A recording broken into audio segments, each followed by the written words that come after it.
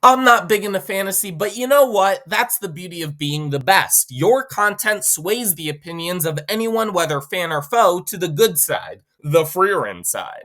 From romance to comedy to thriller to action, this show surprisingly has it all, but clearly in moderation as it's mainly a journey type fantasy series. The best part is, if you feel cramped jumping on the bandwagon, don't be. For such an amazing series, it may just be the most unknown of its kind. Now then, with 28 episodes worth of content to explain, connect, and overall reimagine, let's get into it. Over the past few months, you may have seen this face roll around. And there's a lot more where that came from.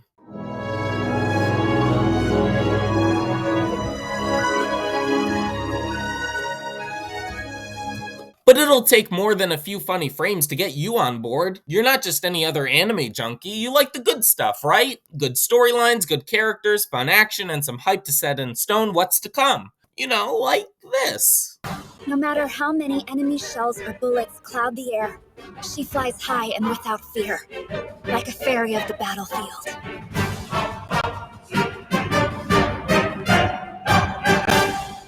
As you know, it's best to start at the beginning where all stories should start.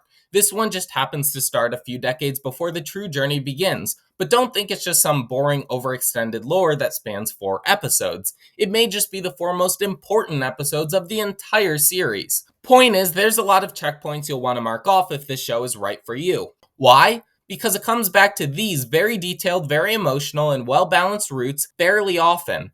Now, unlike many other shows I know, it actually doesn't lean on the past just to prop up the future. It instantly goes a step beyond by expanding on past memories, exploring new ones, and eventually highlighting the visible change of characters like Frieren in real time.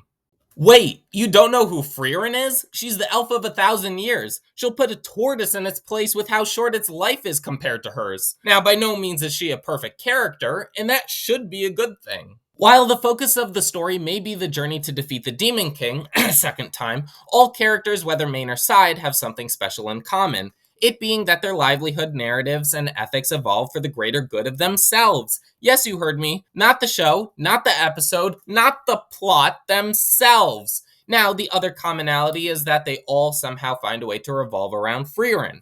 That may not be a big deal for most of you, but to keep the relevance of every other character controlled by Frieren exemplifies just how crucial and integral she is to absolutely everything. Her presence is felt in every crevice of the story, and while to some that may be a bit oppressive, it's the payoff that means the most. Every time there's a shot of a secondary character feeling better about their life, that same accomplished feeling resonates and amplifies the impact she has on others. Now that's the beauty of it. It never feels like the show is obligated to force airtime for even main characters. It doesn't pick favorites. It doesn't sour the experience for the viewer, because halfway into the series you should know that the story, if you can't tell already, is the part that keeps winning these awards. Hopefully by now you realize I'm doing my best not to spoil anything too significant, and that's because it's really worth a watch. I know from past experience that just a few spoilers kill the overall experience, just murder it. That's why I gave the briefest outline of what the story holds, because as cheesy as it sounds, it's the people you meet along the way that makes the show worthwhile.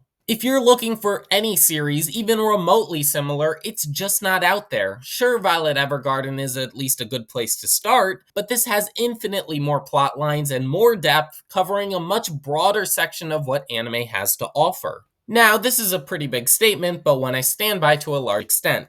We as anime fans, anime watchers, or just cartoon enthusiasts, over the better half of a decade may have lost the true rich culture of the fantasy genre.